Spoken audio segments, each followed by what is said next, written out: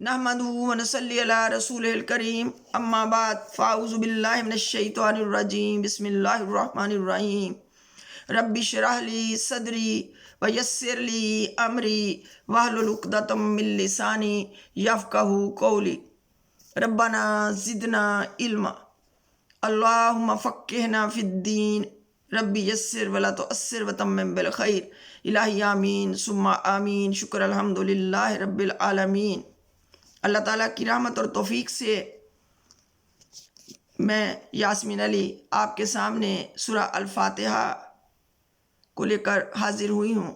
جیسا کہ اس نام سے ظاہر ہو رہا ہے کہ اس کا مطلب ہے کسی چیز کا آغاز کرنا، ابتدا کرنا، کسی کا افتتاح کرنا، اور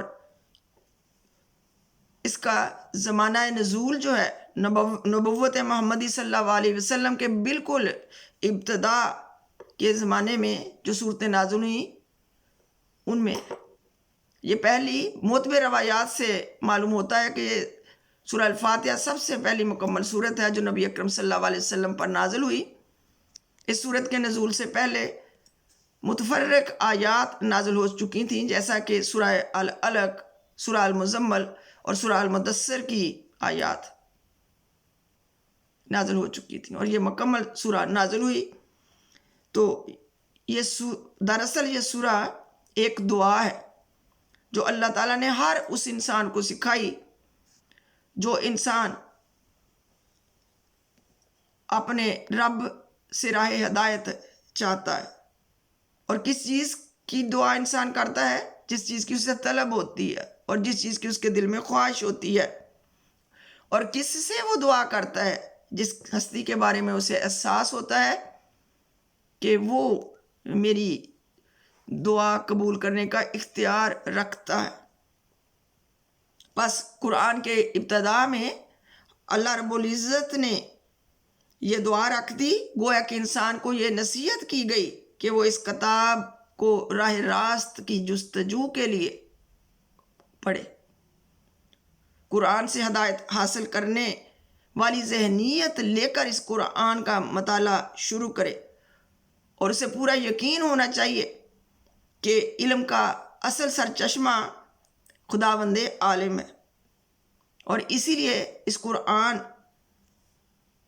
کا آغاز اللہ کی رہنمائی کی دعا کے ساتھ انسان کرتا ہے۔ اور جب اس مضمون کو سمجھتے ہیں تو یہ بات خود بخود واضح ہو جاتی ہے کہ سورہ فاتحہ کے درمیان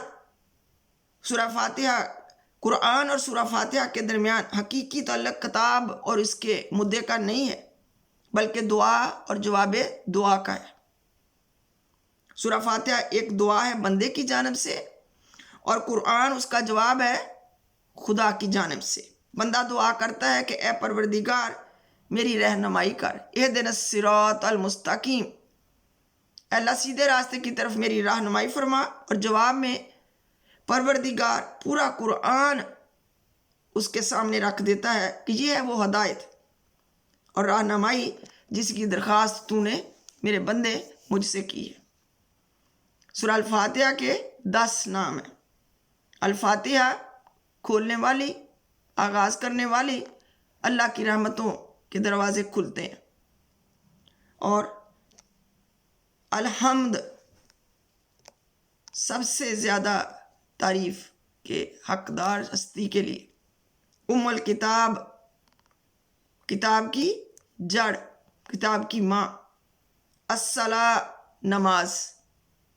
نماز میں بار بار پڑھی جانے والی صورت، النور روشنی، الشفاء وظیفے کی طرح پڑھو گے تو اللہ رب العزت صحت کاملہ اور عاجلہ عطا فرمائیں گے، سبع مثانی وہ 7 آیات جو بار بار دہرائی جاتی ہیں، کنز خزانہ، یہ بہت اہم اور خاص خزانہ ہے، اور واقعہ حفاظت والی، الاسس بنیاد، دین کی بنیاد، قرآن کی بنیاد، ہماری رہنمائی کی، ہدایت کی بنیاد، اور پھر برکہ، اللہ کی رحمتوں اور برکتوں کا نزول ہوتا ہے جب ہم سورہ الفاتحہ پڑھتے ہیں، اور دن میں 5 نمازوں میں 48 مرتبہ سورہ الفاتحہ دہراتے ہیں۔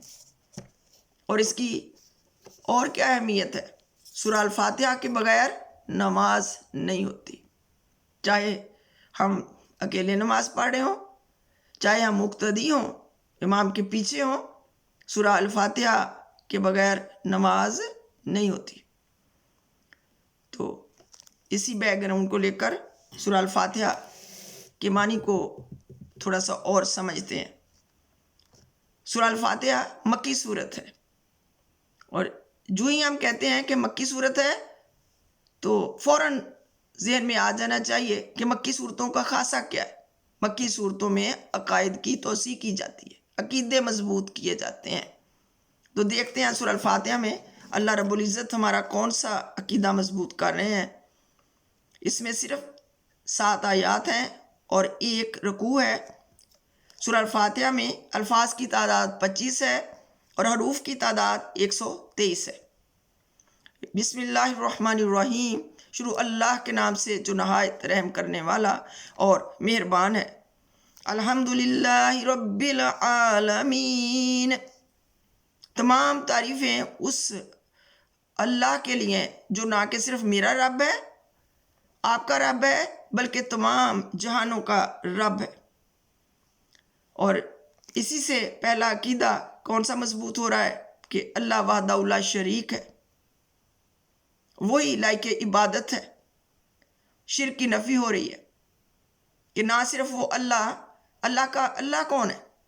ذرا سا لفظ اللہ کو کھولتے ہیں، ہمارا خالق، ہمیں پیدا کرنے والا، اور پھر ساتھ ہی رب آ رہا ہے، رب ہمیں پالنے والا، دن رات ہماری ضروریات پوری کرنے والا، ہماری مشکلات دور کرنے والا، ہماری حاجت روائی فرمانے والا، وہ ہوتا ہے رب، پالنے والا۔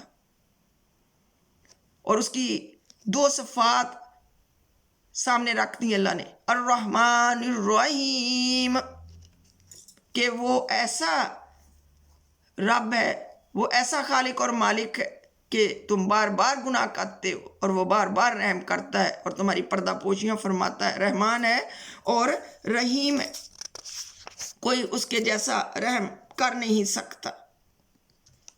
مالک یوم الدین، پھر ساتھ ہی اللہ تعالیٰ نے ہمیں یہ بات بھی سمجھا دی کہ میں رحمان بھی ہوں، میرے جیسا رحم بھی کوئی نہیں کرتا، لیکن یہ مت بھولنا کہ اس دن جس دن میں اگلی پچھلی سب نسلوں کو جمع کر کے ان کے کارنامہ زندگی کا حساب لوں گا، اور ہر انسان کو اس کے کیے کا پورا پورا بدلہ دیا جائے گا، تو اس دن مالک روز جزا بھی میں ہی ہوں گا۔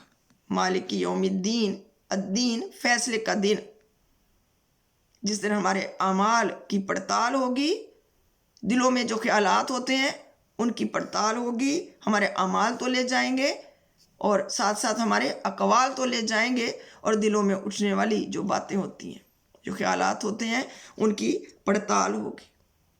تو اس دن صرف اور صرف اللہ رب العزت ہی حساب لیں گے۔ ایاک نعبد و ایاک نستعین، اے اللہ ہم تیری ہی عبادت کرتے ہیں اور تجھی سے مدد مانگتے ہیں۔ تو عبادت کا لفظ جو ہے اس کا روٹ ورڈ ہے عبد، غلام، اور عربی زبان میں یہ 3 معنیوں میں استعمال ہوتا ہے۔ نمبر 1 پوجا اور پرستش کرنا، نمبر 2 اطاعت اور فرما برداری کرنا، اور نمبر 3 بندگی اور غلامی کرنا۔ اور اس جگہ پر تینوں معنی بیک وقت مراد ہیں، یعنی اے اللہ تعالیٰ ہم صرف تیرے ہی پرستار ہیں، تجھ سے محبت کرتے ہیں، مطیع اور فرما بردار بھی، اور تیرے بندے اور غلام بھی ہیں، اور صرف ہم تیرے ساتھ ہی یہ تعلق رکھتے ہیں۔ بلکہ واقعی حقیقت یہ ہے کہ ہمارا یہ تعلق صرف تیرے ہی ساتھ ہے، یعنی کہ تینوں معنوں میں کہ اللہ تیرے سوا ہمارا کوئی معبود نہیں۔ تو اللہ تعالیٰ ہم تجھی سے مدد مانگتے ہیں، کیونکہ مدد صرف اسی سے مانگی جا سکتی ہے جس پر ہمیں اعتماد ہوتا ہے، بھروسہ ہوتا ہے کہ وہ مدد کرنے کے قابل ہے۔ اور کس چیز میں مدد مانگ رہے ہیں؟ اہدنا الصراط المستقیم، اے پروردگار اہدی، رہنمائی فرما، نہ ہماری کس طرف؟ سیدھے راستے کی طرف۔ اے پروردگار ہمیں سیدھا راستہ دکھا۔ اور قرآن وہ سیدھا راستہ ہے جو ہمیں اللہ سے قریب کرتا ہے۔ قرآن وہ سیدھا راستہ ہے جو جنت تک لے جائے گا۔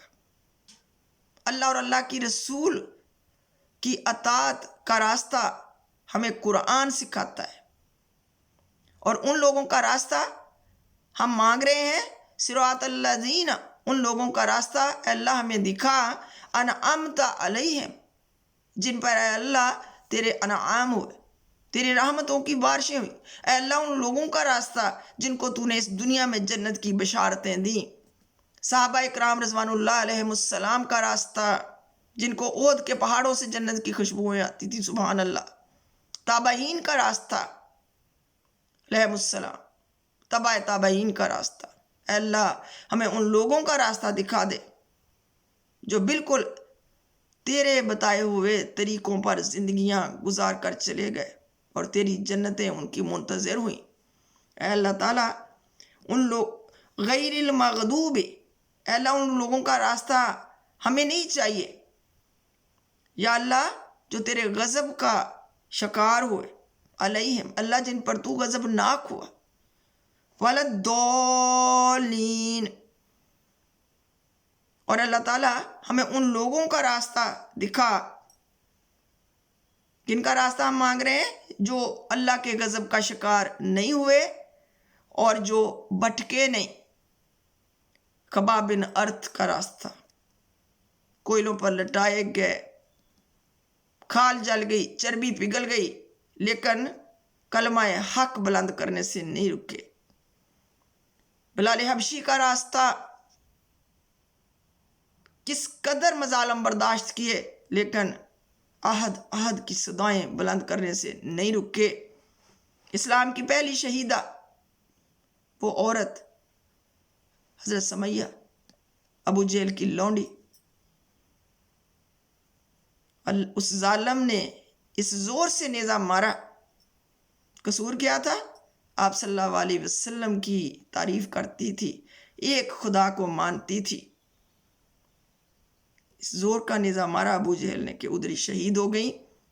اسلام کی پہلی شہیدہ ہونے کا رتبہ پایا، ان عورتوں میں شامل ہوئی جن کو اللہ رب العزت نے جنت کی خوشخبریاں دی، سبحان اللہ۔ تو یہ ہے وہ دعا جو ہم اللہ سے کر رہے ہیں۔ اے اللہ اس یقین سے مانگ رہے ہیں کہ تو الوہاب ہے، تو عطا کرنے والا ہے۔ اللہ تعالیٰ قرآن پاک کا آغاز کرنے جا رہے ہیں، اس کو سمجھنے جا رہے ہیں۔ اللہ تو ہمیں اس کی فہم، اس کی سمجھ، اس پر عمل کی توفیق عطا فرما، اور اللہ یہ راستہ ہمارے لیے آسان کر دے۔ اللہ تو مجیب الدعوات ہے، پروردگار ہماری دعا قبول فرمانا۔ کون سی دعا؟ اہدنا الصراط المستقیم، اے اللہ تو ہمیں سیدھا راستہ دکھا دے۔ اے اللہ تعالیٰ انعام پانے والے لوگوں کا راستہ ہمیں دکھا دے۔ اس سے مراد وہ لوگ نہیں ہیں جو ظاہری طور پر اور عارضی طور پر دنیاوی نعمتوں سے سرفراز ہوتے ہیں۔ دنیا میں اللہ تعالیٰ ہمیں بڑے ملینئر نظر آ رہے ہیں، لیکن اللہ تعالیٰ نے قرآن میں فرمایا کہ یہ مال دے کر، یہ زیادہ اولادیں دے کر، دراصل ہم نے ان کو آزمائش میں ڈال دیا، یہ ان کی خوش نصیبی نہیں ہے، قرآن کے الفاظ ہیں۔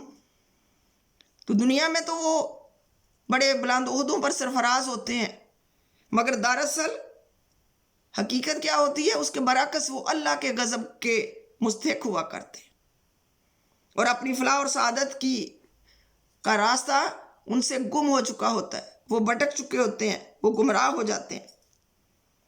تو جو انعام یافتہ لوگ جن کا راستہ ہم مانگ رہے ہیں، وہ کون سے لوگ ہیں؟ جن کو اللہ تعالیٰ نے دنیاوی اور اخروی کامیابیاں عطا کی۔